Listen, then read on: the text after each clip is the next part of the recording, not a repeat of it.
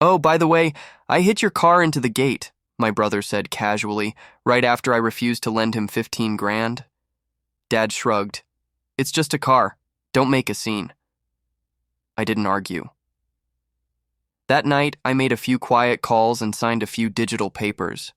By sunrise, the driveway was empty, and my brother stood outside wondering where his car had gone. Oh, by the way, I hit your car into the gate, Mason said, scooping another bite of dinner like he'd mentioned the weather. No apology, no hesitation, just that crooked grin he wore when he knew Dad would back him up. The table went quiet, except for the sound of Dad's fork scraping the plate. He didn't even glance at me. It's just a car, Leo, he muttered. Don't make a scene. Mom sighed, setting down her glass. You've always been so touchy about things. Mason said it was an accident. He said it while laughing. I replied. Mason leaned back in his chair. You can afford it, man. Stop acting broke. He smirked. The same smirk I'd seen when he borrowed my card, wrecked my stuff, or asked for loans he never repaid. I looked at my daughter's drawing still hanging on the fridge, a family smiling under the sun. For a second, I envied that drawing. Paper families don't talk back. That night, I didn't argue. I just packed my things, went home, and made a few quiet calls, signed a few papers. By sunrise, the driveway was empty. Mason stood outside, still half asleep, staring at the spot where his car used to be. The car I'd bought him, but had kept under my name. For once I didn't feel guilty, I felt awake. I'm Leo Grant, 27, the invisible backbone of the Grant family. Dad calls me the responsible one. Mom calls me our little accountant. Mason calls me the guy who keeps tabs. Funny thing, all those nicknames sound like compliments until you realize what they really mean. You're the one who pays. I'd been bailing them out since I was 19. Rent, medical bills, Mason's college debt, Dad's credit cards. Every time I said no, I became the villain. Family helps family, Dad would say. Don't be heartless, Mom would whisper. And I'd give in, because silence felt easier than guilt. But lately, something had started to shift. I'd watch them laugh at the table, pretending we were close, while I quietly checked my banking app under the table, wondering how many more favors it would take before I broke. That night with the car wasn't the first crack. It was just the one that finally made the whole wall crumble. 2 mornings later, I stopped by their house for coffee. Mason was pacing in the driveway, talking loudly on the phone. Yeah, I don't know what happened, man. My car's gone. Guess it got towed or something. He saw me and shouted, Leo, you pay the bills, right? You know where my car is? I took a slow sip from my cup. Maybe you should check the registration name. His face changed. Dad walked out behind him, irritated. Leo, don't mess around. Just tell us what you did. What I did? I asked. You mean what I owned? Dad frowned. You're not funny.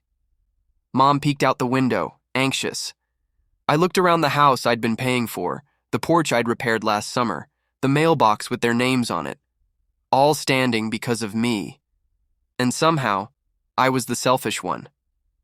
Mason threw his hands up. You're so petty, man. It's just a car. I smiled. Exactly, just a car. Then I got in mine and drove off. Their voices faded behind me, but their disrespect didn't. It had roots too deep to ignore now. A few nights later, Mason called, drunk, as usual. Dad says you've been acting like a big shot since you got that promotion. I stayed silent. He kept going. You think you're better than us now? You forgot who raised you. Who raised me? I said quietly. Or who used me? He laughed. Always the victim, huh? Poor Leo. Maybe if you stopped counting pennies, people wouldn't leave you. That one stung. Not because it was true, but because he said it like he'd practiced. The next day, Mom called. Mason didn't mean it, sweetheart. He's just jealous. I sighed. Then maybe he shouldn't keep proving it. She lowered her voice. Don't talk like that. You've always been the good son. Yeah, I said. And look where that got me. For the first time, I didn't cave. I didn't send money. I didn't apologize. And that silence and that no burned more than any insult ever could. Sunday dinner was supposed to be peaceful. I showed up out of obligation. Dad was already drinking. Mason was scrolling his phone. Mom was smiling like she'd rehearsed. "Sit," Dad said. "We're gonna talk like a family." I sat. He started. "You've been acting distant. You used to care." "I still do," I said. "I just stopped financing it." Mason scoffed. "You think cutting us off makes you strong? You're just bitter because no one kisses your feet anymore." I looked straight at him. "No, Mason. I'm bitter because you never stood on your own." Mom snapped.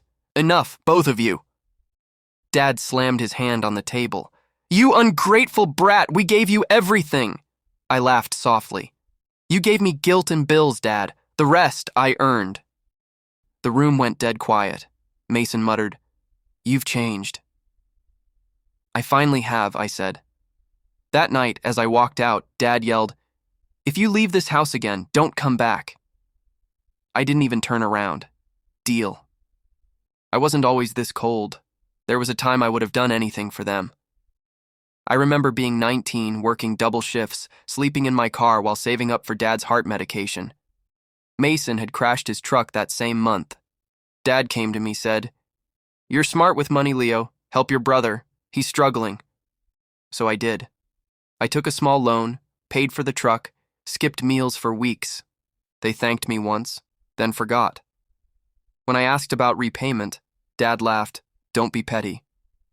That was my training. Guilt disguised as love. I carried that guilt through my 20s, mistaking it for loyalty. It took years to see what it really was. A leash. And that night, standing in my tiny apartment, I decided I'd finally cut it. A month later, Mom called, crying, "Your father's in trouble, Leo. Please come." I dropped everything and drove over, heart racing. But when I got there, it wasn't an emergency. It was a setup. Dad was fine. Mason was on the couch. There were papers on the table, loan documents with my name on them. "Just sign, son," Dad said calmly. "We need this to refinance the house. You'll barely notice."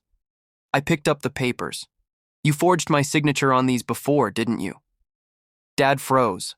Mom whispered, "Leo, please." "Don't," I said. "Just tell me the truth." Mason muttered, "You think we'd steal from you? You're paranoid." I smiled faintly. "No, Mason, I think you're lazy." Dad slammed his hand down. "Everything we did was for this family." "Funny," I said. "Everything I did was too, but you called it control." They didn't realize I'd already seen the bank records, the money missing from my account, the forged e-signatures traced to their computer. They wanted me to be their rescue again. Instead, I became their reckoning. That night, I moved in silence. I called my lawyer, the bank, my HR department. By morning, every shared account, every automatic transfer, every emergency fund, gone. Dad tried to buy groceries that day. Declined. Mason tried to fill up his tank. Declined. Mom tried to pay utilities. Declined. My phone buzzed nonstop. "Leo, what did you do? You can't just cut us off. After all we've done for you." I texted back one thing. "Exactly." Then I blocked them all. It wasn't revenge. It was release. But the quiet that followed, that was the sweetest sound I'd ever heard. Weeks passed. They showed up at my door once. Dad red-faced, Mason shouting from the car, Mom crying in between, "Leo, open up!" I didn't. They stood there for 20 minutes. I watched through the window, calm.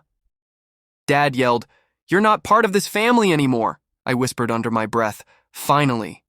Later, I got a message from a neighbor. "Your dad's house is up for sale. Everything must go." Turns out, their debts had caught up fast without me holding the balance. They were finally living within their means, which meant losing everything they'd built on my back. Months later, I drove past the old house. The grass was tall, the paint peeling, the porch empty. A for sale sign swayed in the wind. I parked for a moment. It didn't feel like victory, just quiet justice. For years, I'd been the glue holding broken pieces together. Now I realized some things aren't meant to stay whole. Mom called again once. I didn't answer. Mason sent an email. I deleted it. Dad didn't bother. I wasn't angry anymore. I was free. Sometimes freedom doesn't roar. Sometimes it just stops answering the phone. People think cutting family off makes you heartless. Truth is, it just means you finally started listening to yourself. They called me cold. They called me selfish. But after everything I gave, I'd finally saved something for myself. Peace. Now, when people say family's forever, I smile politely. Forever only works when there's respect. So if you were in my place, would you forgive them or walk away for good? Tell me what you'd do, because I already made my choice, and I'm never looking back.